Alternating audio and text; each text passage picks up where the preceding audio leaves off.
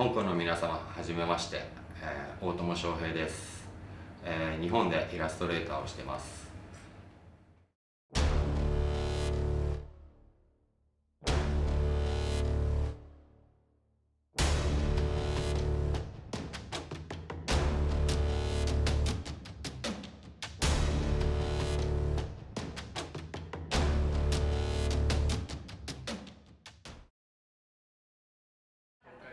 はい、ありがとうございます。超助かります。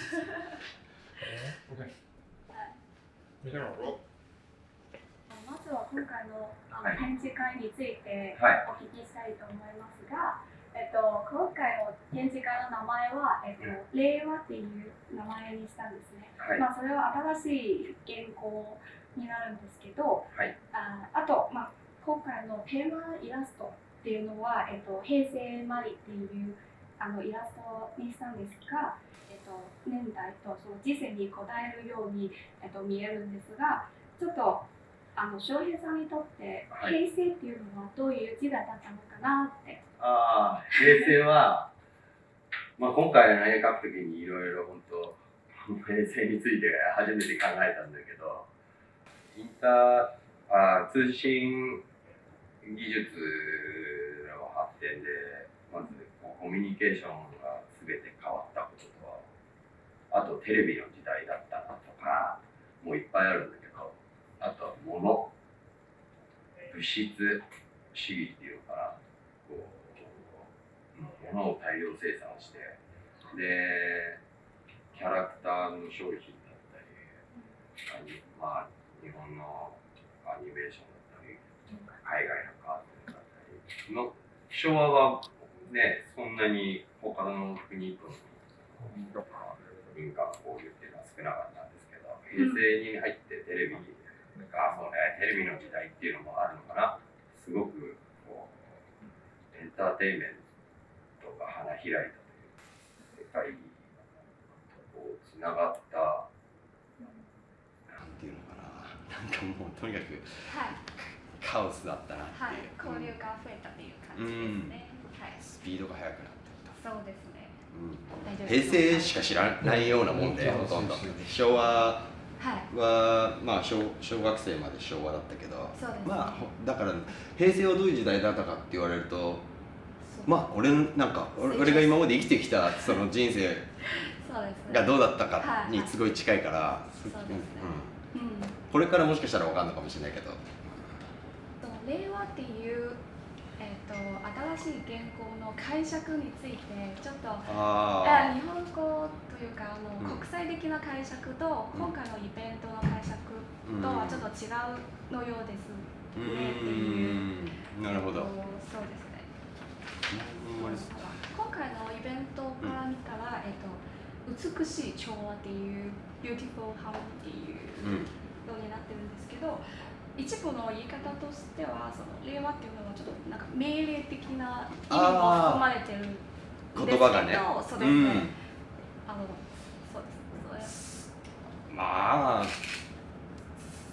そうね、すごく今の日本っぽいなっていう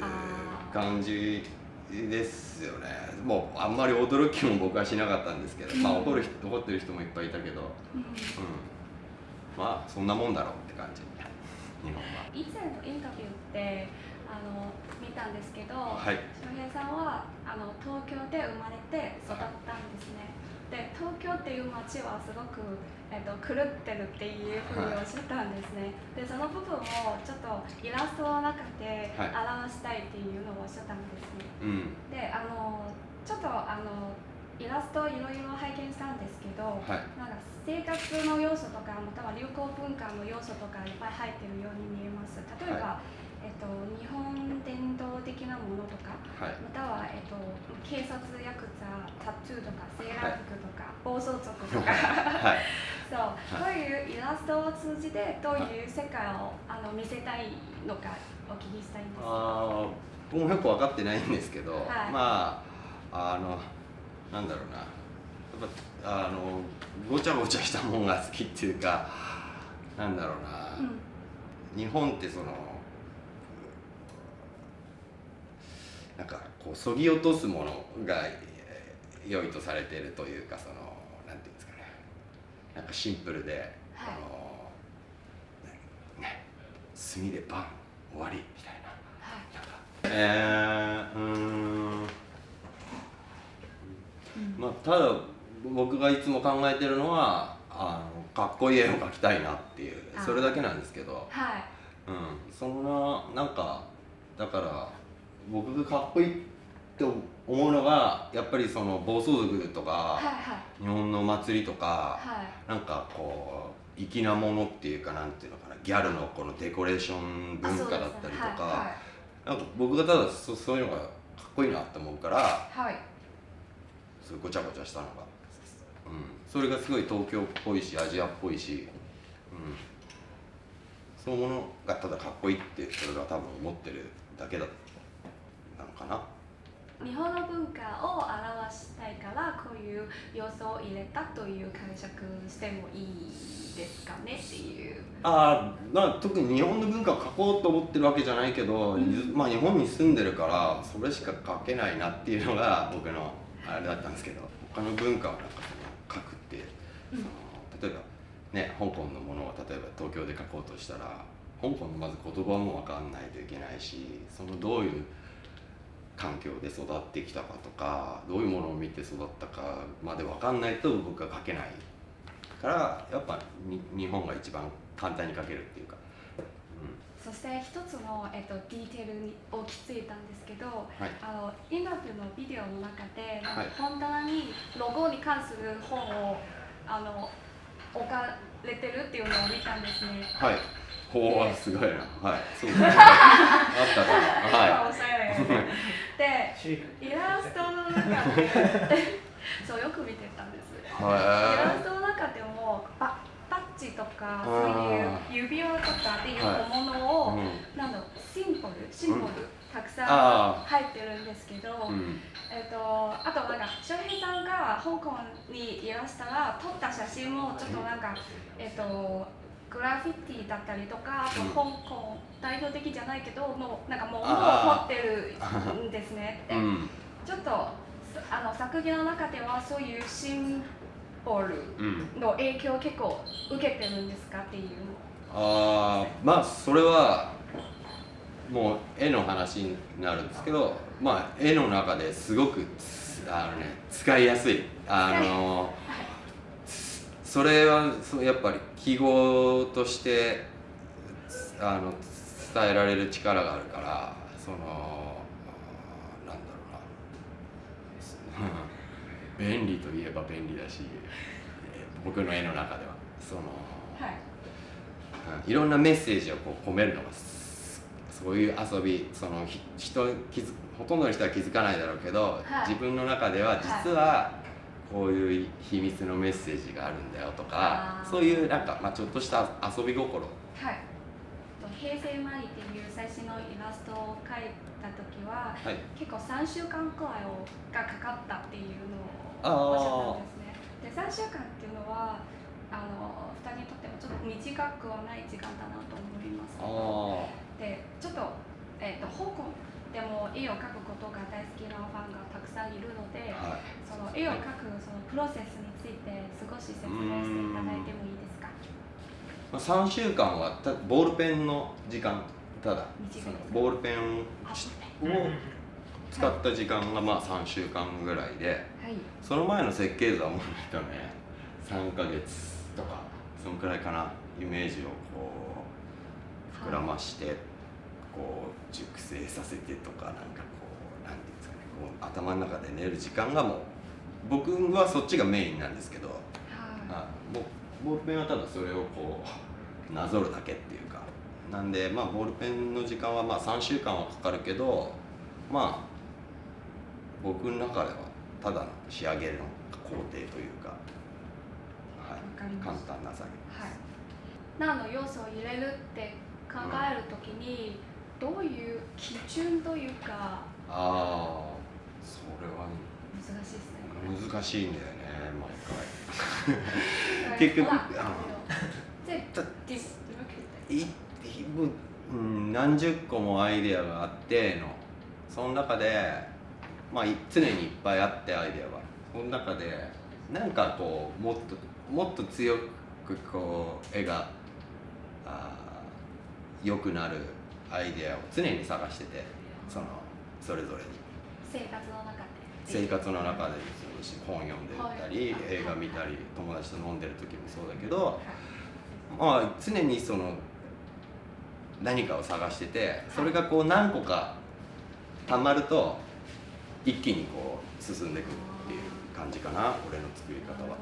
ちょっとコメントになるんですけど、今回の平成マリっていうイラストなんですが、なんかパッと見ていっぱい要素が入ってるなって思うんですけど、実はヘブンと地獄の2つの地域、そしてヘブンの中では、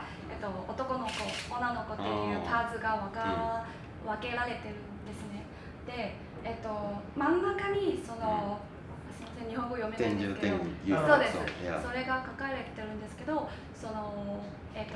意味っていうのは？意味は、まあこれはネタばらしすると、受胎告知って大天使ガブリエルがマリア様にあなたは神の子を宿しましたよっていう絵があるじゃないですか。わかるかな？はいはいはい。天使とマリア。ジェネシスの中の。そう。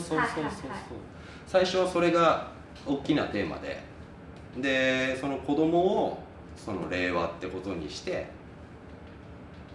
お母さんを平成っていう、要するに平成が終わって次の時代になるっていうことをこうそういう絵が描きたいなと思ってて、ただ令和のよくまだ知らない未来を描くっていうのはすごく難しかったから、平成を使って令和を描こうとして、でだから結構実は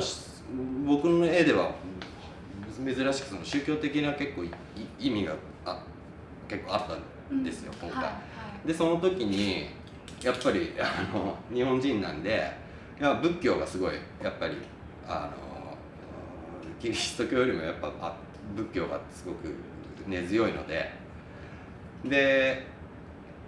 その仏教も混ぜてやろうってことで、何かインパクトのあるものを何かって考えた時に、やっぱ子供を宿してるんで、生まれて最初に言った言葉を入れる、であとこれ日本人にしかわからないと思うんだけど、日本人は暴走族とかヤンキーは意味も知らないけど大好きな言葉なの全然意味を知らないんだけど、不良は大好きな言葉で、だから特攻服に刺繍で入れたり、卒業式とかにこんなバーン入れて、でなんか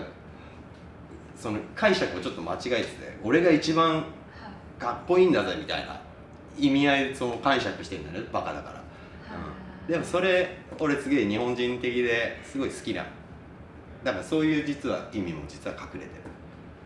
この平成っていう激動の時代を生きてきた女の子だから、お母さんをだからいろんなことがあったけど、なんかそれをこうなんていうのかな、いろんな苦労もあっただろうし、いろんなネガティブなこととかもこうなんか肯定してあげるような優しさというか、なんかそういう思いが僕の中に女の人に対してあったので、だからすごいぴったりだったっていうか、その言葉が意味としても、それ多分女性のあり方っていうのも多分平成と令和でガラッと変わると思ってて、すごい女性がなんかこう物として扱われてたような、なんかそんな悪いなんか一面も平成にはあったなと思ってて、それをこう許してあげるっていう、なんていうかこうね、なんていうかイメージをチェンジするみたいな、そうね、なんかそういう意味があって、で印刷にはね入れ忘れてたんだけど、ここにリストカットの跡とかも入れてて、リストバンド。リストカット。あ、リスト知らないか。リストカットわかります？うん、カッターで自殺する。そうそうそうそうそう。はいはい印刷の中に入ってなかったです。そう、入れ忘れてて、後で入れたんだけど、そう、だけうん、はいプリントには入ってるな。プリントには入ってる。はいあ、ポストした画像にはなかったけど、で、このピアス、乳首にピアス入れたり、なんかそういう、今いろんなことあったよっていうことを、はい。だけど、あなたは尊いよっていうことを言いたかったっていうメッセージですね。はい、続きましてはちょっと絵を描くツールについてお聞きしたいです、そのボールペンにした理由を教えていただけますか？ボールペンにした理由は、まず僕その美術大学で油絵を習ってたんですよ。はい。でその学校とあんまり合わなくてなんか嫌だなと思ってて、その美術の日本のその美術のあり方っていうか、なんか、もう大嫌いで、僕はもうそのこんなことやってらんねえと思って、画材ではなくて文房具オフィス用品で描くっていうのは、僕の中でのその美術への反抗みたいな気持ちがその時あったんですよね。それでだから本当最初ボールペンだけじゃなくて、マジックで描いたり蛍光ペンで描いたりね、そのいろんなもので描いてたんですけど、そのみんなが使ってるもので描くってことが僕の中ではすごくだんだんこう意味が出てきて、その油絵ってすごく専門的な技術だから、油絵を描いてる人間にしかわからないなんか世界があるんですよ。だからそれはでも油絵描いてない人にはわからないとこだったりするから、僕はもっと庶民のものでありたいっていう気持ちが強いんですよね。それは日本人だからかもしれないけど、漫画とか浮世絵とかそういう庶民のその表現の中で育ったから、僕もその表現は常にアートとか知らない、なんか偉そうじゃない普通のね、そこら辺のヤンキーとかにも分かるものを描きたいってすげえ思ってたから、ボールペンっていうツールはすごく共通言語としてすごく便利、使いやすい。ごく普通のボールペンでもすごくうまく描けるよっていうのを見せたかったっていう気持ちも入ってますかって？そうですね、それもある。どこでも描けるっていうのが大事。色付きについても、色付きとか色の付け方についてもちょっとお聞きしたくて、初期のイラストは黒以外も例えば赤とかが入ったりするじゃないですか。で、その赤っていう部分は、どういう象徴的な意味あるんですか？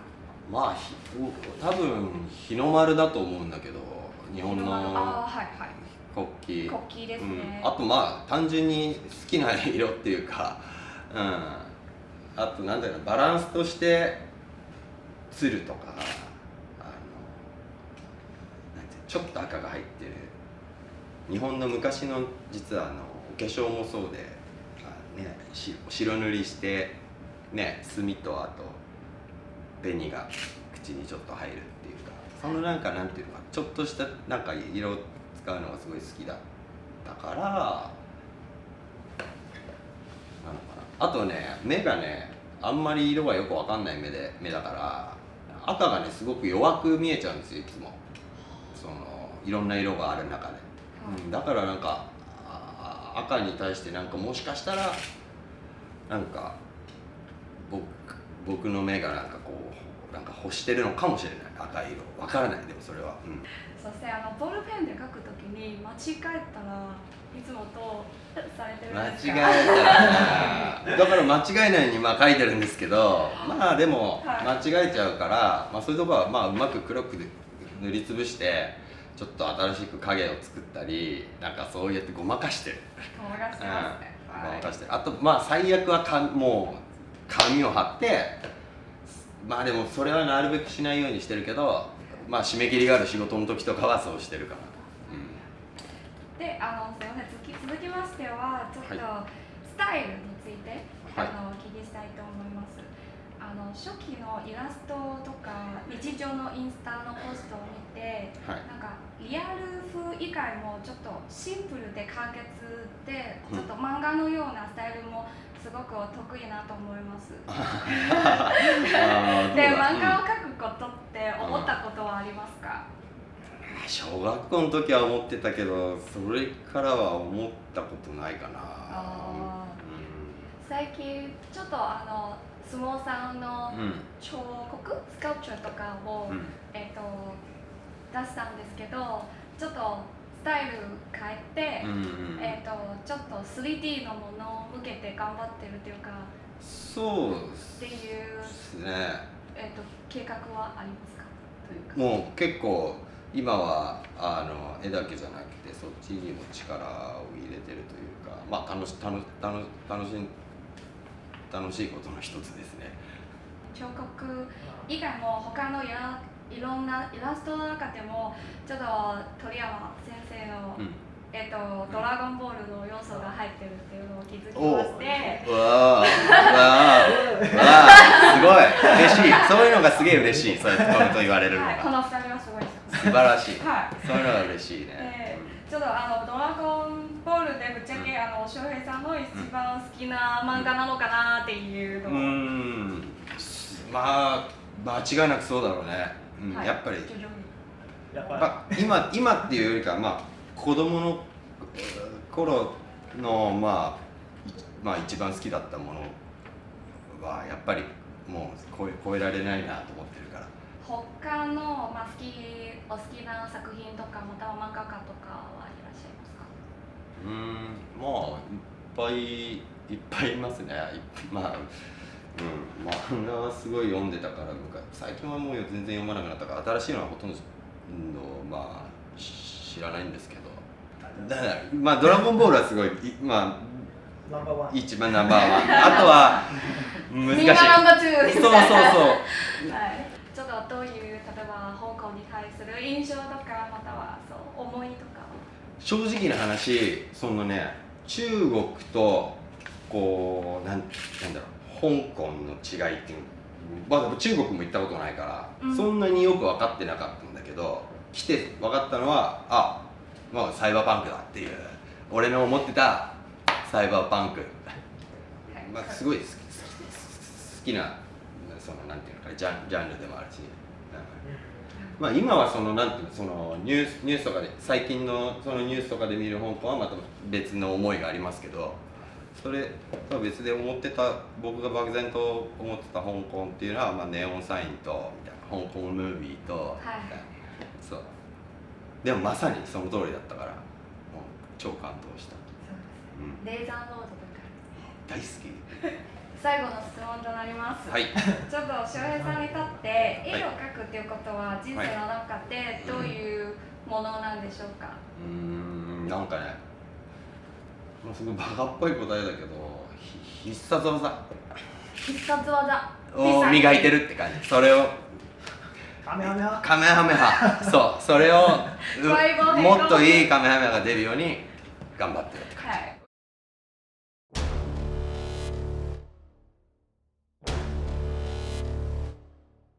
香港の皆様、はじめまして、大友翔平です。日本でイラストレーターをしています。今回のショーは今の時代をすごく、反映した作品を展示しています。だから今のこの香港で展示できることをとても光栄に思います。皆様ぜひ足を運んでみてください。ありがとうございます。楽しいインタビューだった。そうですか？いつもそんなに面白い質問そんなにないなっていつも思うんだけど、面白かったね。ありがとうございます。